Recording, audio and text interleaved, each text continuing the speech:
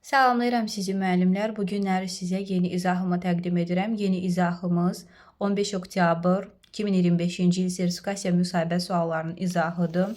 Və həmçinin bir çox suallar demək olar ki, təkrar suallar olub. Fərqli olan sualları sizin üçün qeyd edəcəm.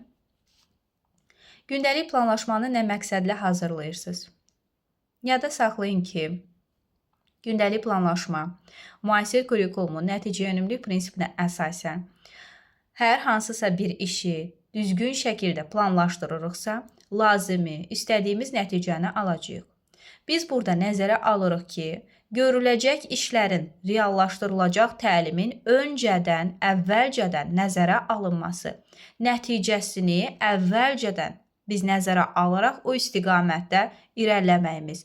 Gündəlik planlaşmanı biz nəzərə almasaq, şagirdlərdə təlim məqsədini reallaşdırmaq üçün hansı strategiyalardan istifadə edirik, hansı metodlardan istifadə edirik, inteqrasiyanın hansı növünü reallaşdırırıq, hansı resurslardan istifadə edəcəyik və digər məqamlar var ki, dərsin mərhələləri də burada rol oynayır. Bunları əgər biz icmalımızda, gündəlik planlaşmada müəyyən alqoritmik olan ardıcıllıqla qeyd eləməsək, bizim planımız olmasa, sonda lazımi nəticəni almayacaq. Yəni, təlimin həmçində effektiv keçməsi öncədən planlaşmanın hazırlanmasıdır və nəticənin əvvəlcədən nəzərə alınmasıdır. Sonra, valideyni ilə problemi olan şagird sizdən kömək istəyir. Əgər şəxsi bir problemdirsə, biz çalışarıq ki, birinci konfidensiallığı qoruyuruq. Şagirdlərimizə bunu izah edirik ki, biz məxfiliyi qoruyacağıq. İstənilən bir problemi bizə danışa bilər. Fərdi şəkildə həmin şagirdlə danışdıqdan sonra onun valideyni ilə əlaqə saxlayırıq. Vəziyyətin nə dərəcədə təhlükəli olduğunu ona bildiririk və həmçinin də ehtiyac olarsa, məktəb psixoloqunu da bu işə dəvət edə bilərik. Sonra keçid alırıq digər sualımıza. Təlim nəticələri və qiymətləndirmə meyarlarını çıxararkən nəyi nəzərə alırsınız? Təlim nəticələrini çıxararkən biz alt standartdan çıxarırıq və müəyyən qaydalar, əsasən də SMART texnologiyasını nəzərə alırıq. Nəyə görə? Bizim çıxardığımız təlim nəticəsi düzgün alınsın deyə. Düzgün çıxarılan təlim nəticəsi demişik ki, şagird yönümlü olmalıdır, başa düşülən olmalıdır şagirdlər tərəfindən. Həmçinin qiymətləndirilə bilən olmalıdır, reallaşdırıla bilən olmalıdır və həmçində time frame müəyyən vaxtı 45 dəqiqəni akademik saatı tam əhatə etməlidir. Və bu zaman biz SMART texnologiyasını nəzərə alaraq və digər qaydalar var ki, dinamik feillərdən istifadə olunmalıdır, statik feillərdən istifadə etmək olmaz. Bunları da nəzərə alırıq. Daha sonra isə qiymətləndirmə meyarlarını çıxararkən isə qiymətləndirmə meyarları təlim məqsədinə uyğun şəkildə tərtib olunmalıdır. Dərsin məqsədinə uyğun olmalıdır. Hansı bilik bacarıq mənimsədilibsə, həmin bilik bacarıq da şagirddə ölçülməlidir. Bizim meyarlarımız ola bilər. İzah etmə, tətbiq etmə, şərh etmə, müxtəlif ixtisaslara görə bu dəyişir. Düzdürmü? Amma biz birinci təlim məqsədi, hansı bilik bacarığı mənimsətmişəmsə, onu da meyar kimi götürüb, daha sonra orada izah etməsini, şərh etməsini və s. feillərlə bunu əlaqələndiririk və qeyd edirik. Daha sonra bu meyarlara rəy verərək həmin rəyi şagirdin gündəliyinə də qeyd edirik.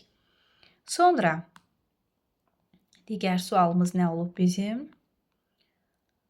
Oxuyub anlamanı necə təşkil edirsiniz? Oxuyub anlamanı təşkil edərkən biz müxtəlif iş üsullarından istifadə edərik. Oxuyub anlamanı reallaşdırmaq üçün müxtəlif iş üsulları var. Məsəl üçün ziqzaq, qızıl dairə, 4n1 KH. Bunlar oxuyub anlamanı reallaşdırmaq üçün iş üsullarıdır. Hansı ki şagird oxuyur, daha sonra anladığına əsasən suallara cavab verəcək. Məsələn, belə deyim sizə. Oxuyub anlama nə deməkdir? Anladığını necə nümayiş elətdirir? Öz sözləri ilə danışır, interpretasiya eləyir, anladığına əsasən nümunə gətirir, anladığını izah edir. Buna görə də biz müxtəlif iş üsullarından istifadə edə bilərik.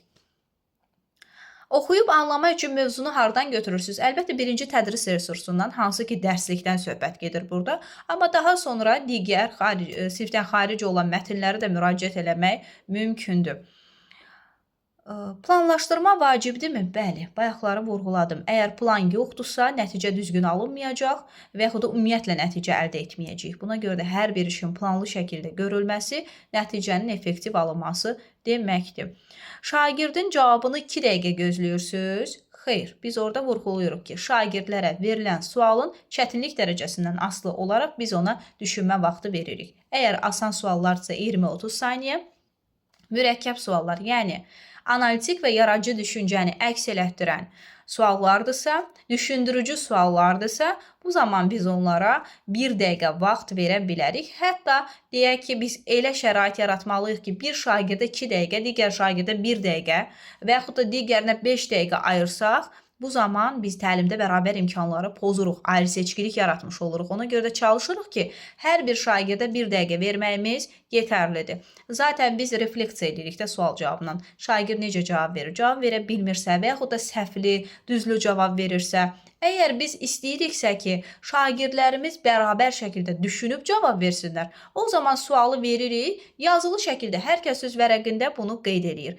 Hamısına da eyni vaxt verə bilərik. 5 dəqiqə ərzində verdiyimiz sualların cavablarını qeyd edin. Bu daha düzgün, daha doğru olardı. Nəinki şifahi şəkildə şagirdin birinə 5, birinə 2, birinə 3. Bu zaman maksimum 1 dəqiqə, minimum isə 20-30 saniyə vermək mümkündür.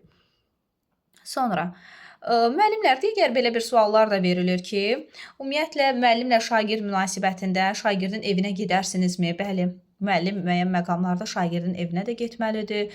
Əgər sinif rəhbəridirsə, zaten bu onun vəzifəsidir. Amma fən müəllimidirsə, ola bilər ki, şagird stasionar müalicə alır, stasionar təhsil alır, xəstəxanadadır. Biz müəyyən KSQ-lər üçün və digər formativ qiymətləndirmələr üçün, müəyyən fənni tədris etmək üçün həmin şagirdin evinə və yaxud da təhsil aldığı, müalicə aldığı xəstəxanaya gedib təhsil verməyə belə deyim, borcluyuq, vəzifəmizdir. Bu bizim yəni üzərimizə düşür, öhdəmizə düşür. Amma bu da məktəb rəhbərliyinin icazəsi ilə olur, məktəb rəhbərliyinin təşkili ilə olur. Birdən-birə müəllim bunu özü öz başına və yaxud da öz istiqamətləri, öz ideyalarına görə hərəkət etmir.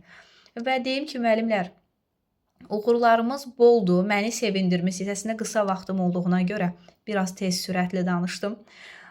Kim nəyi belə deyim, anlamırsa, kim nəyi qarışıq salırsa və yaxud da müsahibədə belə deyək də, sual veriblər, cavabını bilir, amma düşünür ki, bəlkə mən səhv bilirəm, bəlkə düz bilirəm, tərəddüd eləyirsə, bu zaman şərhlərdə qeyd edə bilərsiniz. Kanalımıza abunə olun, kanalımızı paylaşın. Mənə təşəkkür etmək üçün ən gözəl vasitə kanalımızı bəyənib, abunə olub, paylaşmaqdır və bu mənim üçün ən böyük dəyərinizdir.